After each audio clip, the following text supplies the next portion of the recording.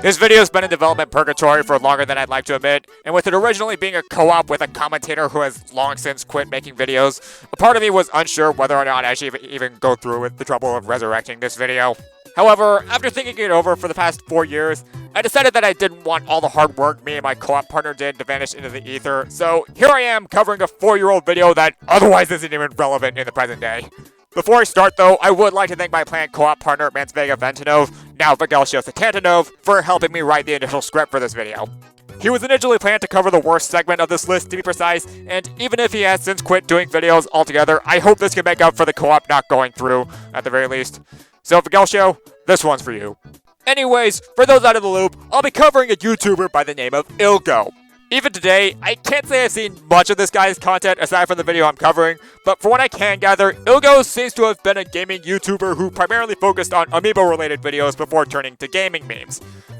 Anyways, back in January 2019, Illgo decided to do a double top 5 list going over what he considered to be the 5 best and worst in-game amiibo functions. That's all the context you'll need, so let's get started. Back in 2014, when the Toys to Life craze was basically at its prime, Nintendo decided they're gonna put their hat in the ring, introducing their version of the Toys to Life lineup, Amiibo. These are pretty cool, well-designed, and highly collectible statues Nintendo made of their favorite iconic Nintendo characters. What do they do exactly, though? Well, considering they're part of a Toys to Life lineup, they're used in video games. Depending on which one you use and depending on which game you use it in, you can receive something as cool as an item, a new costume, or maybe even a level up. Hey classmates, remember he said stuff as cool as items, costumes, and level ups. It's going to be on the exam later. That being said, there are some amiibo functions out there that are better and some that are worse. So in this video, I'm going to be talking about what I personally think are the top 5 best and worst amiibo functions in games of all time. For this list, I've conducted endless research on every amiibo functionality in every game that they're compatible with, and I went and handpicked the ones that do amazing things for you in-game, and the ones that basically do next to nothing, whether it be multiple amiibo or just one. That being said, these picks are all my personal opinion, despite having a ton of research put into the video. All in all, I just hope you can appreciate this video, as I put a ton of time into it. Now watch, as this endless research turns out moot and littered with problems. Also, kinda love your pretentious attitude here in your intro. It's just my onion, even though I did tons of research, so you'd better appreciate the hard work and effort I put into this video. Illgo, this just sounds like you stroking your ego hard whilst damage controlling with the opinion card, and given how much it's going to blow up in your face throughout this list, that might not have been the best call on your end. Just saying.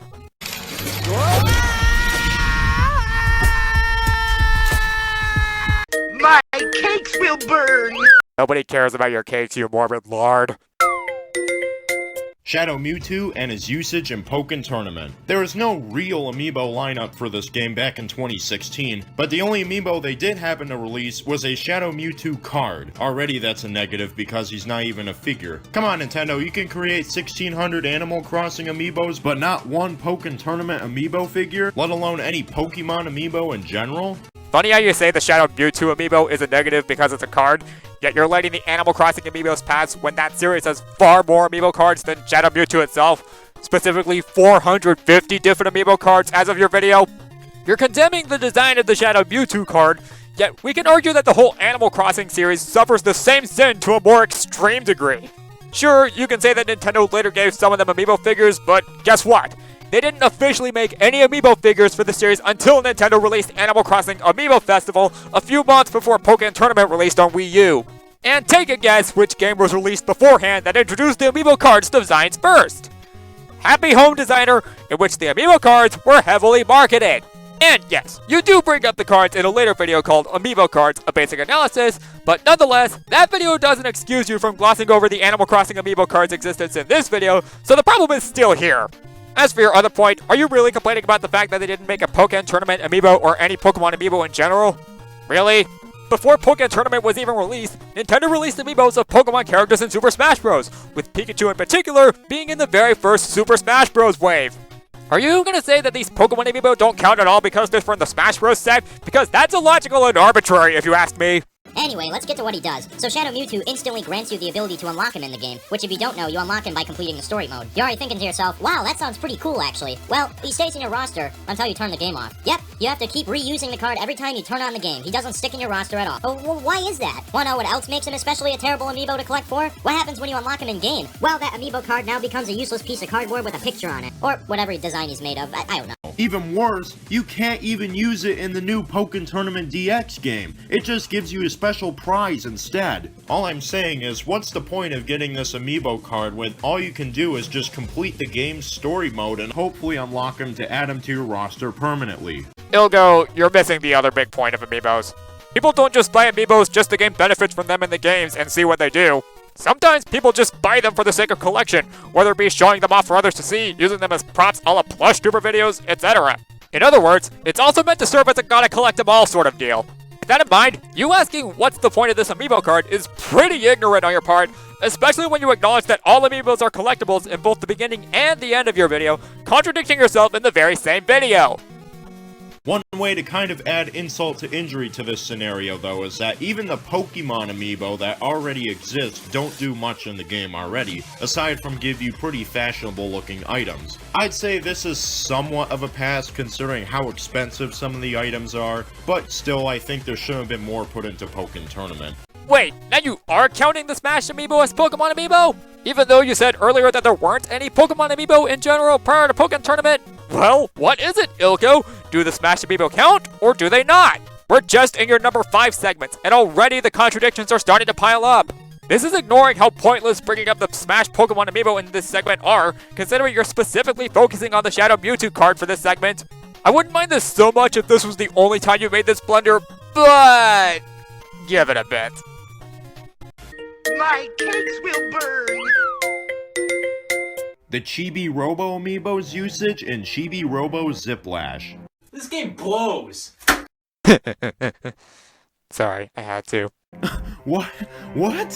This game? This better be good. Some are gonna find this weird because of how iffy the Chibi Robo series is to many people.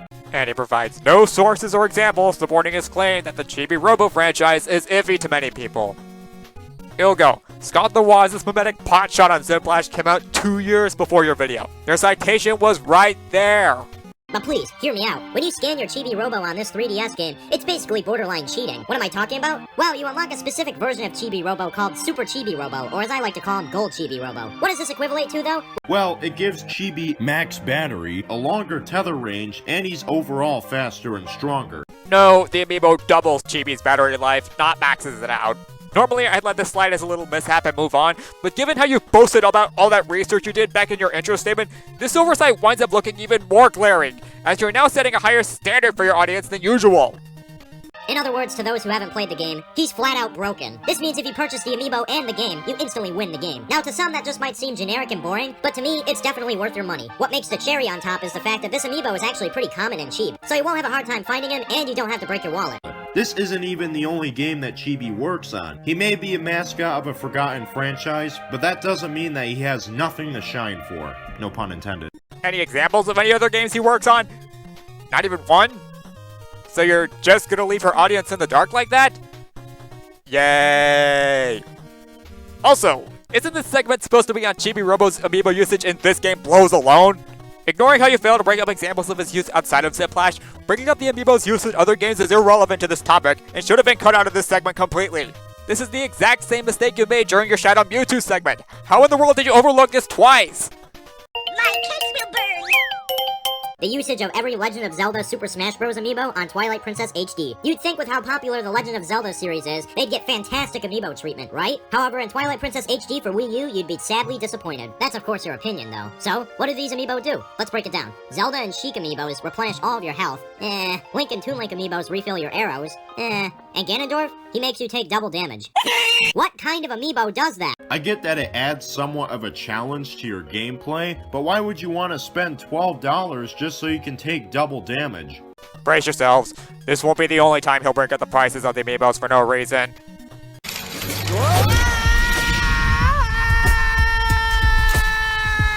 Though the singular idea of replenishing your health to full and refilling all of your arrow ammunition is cool and all, it isn't anything amazing like I expected with Legend of Zelda. At least be unique like Breath of the Wild and allow it so that you get items that are unique to each specific character at least. Sir, you're expecting too much for a remake of a game that's existed since the Wii and GameCube era. I know that after this interjection you'll show an amiibo that somewhat freshens the game, and I'll talk about that soon, but for now, let's go over this point. You say you wanted Twilight Princess HD to give Link customizable options like in Breath of the Wild, but last I checked, even the original version of Twilight Princess never had any features where you could customize Link into alternate costumes, weapons, and other items that were just simple cosmetics. Take the Midna and Wolf Link amiibo, for example. The fact that you can unlock a whole new area is fantastic. In the end, I feel like that they didn't really do Twilight Princess HD justice with these amiibos. Gee, it's almost as if the Twilight Princess remake was also marketing the Wolf Link amiibo to intrigue potential buyers for exclusive content. Yeah, that's what you forgot to mention. The amiibo was what made the game more interesting beyond better visuals and new challenges, since they were centering that amiibo around the remake. Which, by the way, people still criticized this tactic because instead of adding the map into the game, they added it into the amiibo. On its own, this doesn't sound like a bad thing, however the problem is that the amiibo is an exclusive and came only in a deal that included the remake plus the amiibo. So basically, they hid this map behind a paywall that only those fortunate enough to get the game in amiibo bundle could play, and those that could only buy the remake and not the deal itself are stuck without playing the map. And trying to find the amiibo by itself is a chore given how rare it was. Now, I want to be clear, just because they added a new map in the game, that doesn't mean they should just add a new feature that gives Link customizable items based on the amiibos, because that's not the focus of the game. The entire game was linear gameplay focusing on combat, adventure, and puzzle solving. Breath of the Wild's gameplay, on the other hand, was open world, even encouraging you to go out and explore the big open world of Hyrule. They added a new map and challenges in the remake because that's what the game needed. I don't remember hearing people say that Link should be customizable for his clothes and weapons in Twilight Princess anywhere. With that in mind, you saying that the amiibos didn't do justice to this game sounds really petty on your part. No, they don't top what the Wolf Link amiibo gave, but the other amiibos still had an impact on gameplay, with the Zelda and Sheik amiibo replenishing your health, Link and 2 Link refilling your arrows, and heck, even Ganondorf making you take double damage for extra difficulty could also count as impact. My cakes will burn. Basically the usage of every Splatoon amiibo across Splatoons 1 and 2. This is a pinnacle example of amiibo content done right. What do you get exactly? Well, I'll list a couple things. Challenges, weapons and gear, snapshot functions, save controls and gear loadouts, gear unlocks, and probably 15 other things I forgot to mention. Need I say more? Oh wait. Music unlocks too. These unlocks and gifts you get from the amiibos can range from being just stylish and even helpful in some cases to progressing on the game. Okay, I'll admit on its own this segment is decent. It's definitely one of the better segments on the list. Thing is, this segment is only fine on its own. I know I've said this a lot by now, but once again, you'll want to keep the perks Illgo brought up in this segment in mind for later. It's going to come back to bite him in a later entry.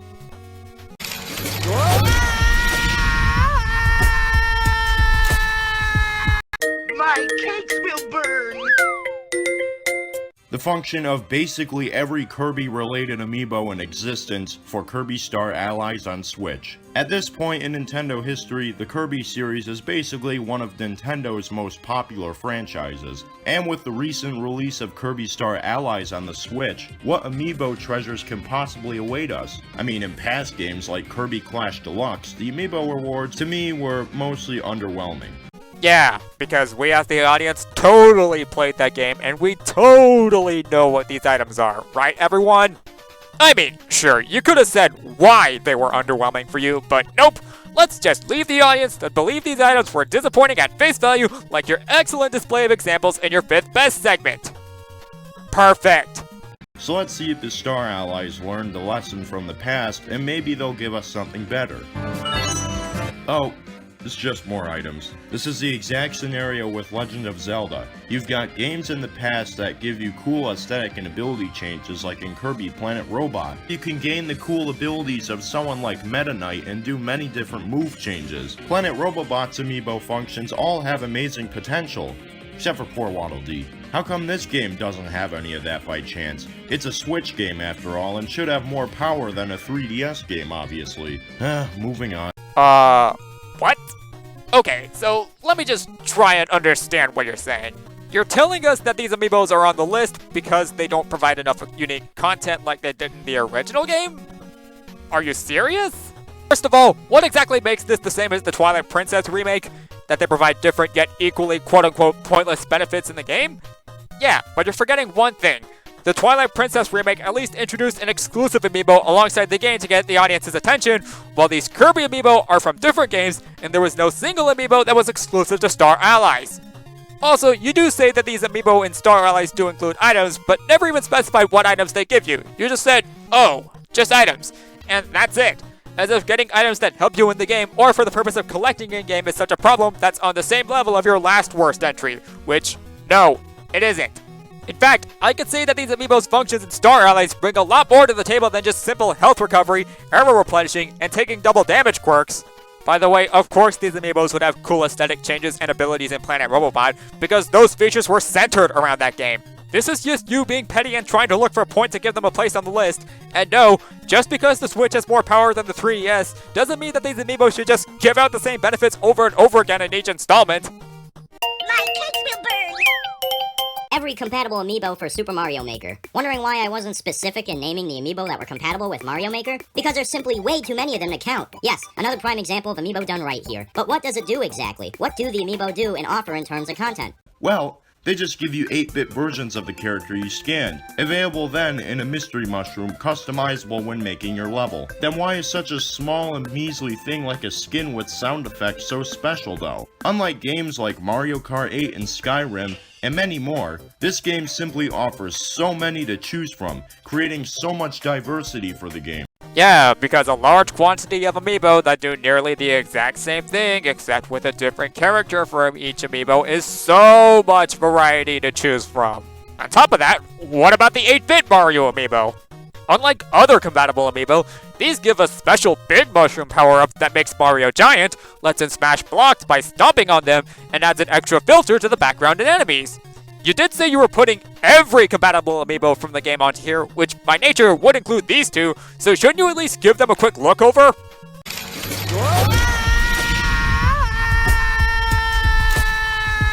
Every Metroid-related amiibo in Metroid Samus Returns for 3DS. Do you love finding reserve tanks? I know you do, because that's the only way you're ever going to progress through a Metroid game. What if I told you you can unlock music in a hidden gallery too? Oh my god, I would love that. Well, you're gonna have to spend $12 to see it all. This is the second time you address the prices of the amiibos as if they have any relevance to the list at all. Kindly stop. You're just trying to make it sound like getting exclusive artwork and a soundtrack through an amiibo is a bad thing here, yet you can get the Splatoon soundtrack through the amiibos in Splatoon, and you make that sound like it was a good thing.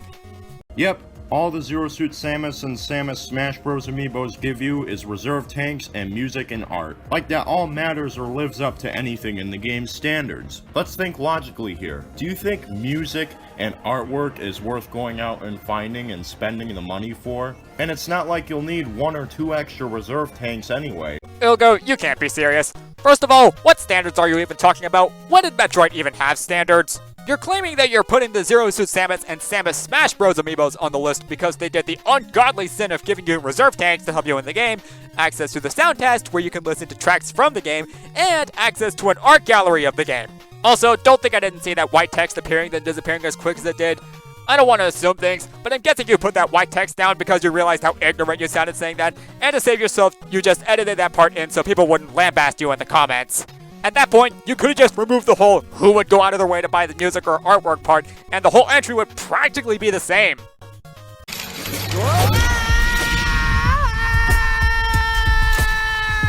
The Shovel Knight amiibos functions on, well, the Shovel Knight series for Wii U, 3DS, and Switch. This one's gonna be a bit controversial because, admittedly, despite me putting it on the best part of the list, it's most certainly decisive amongst Yacht Club Games fans. Decisive? Illgo, I think the word you're looking for is divisive. To be decisive would be to produce a definite result, which wouldn't at all make it controversial among gamers and collectors.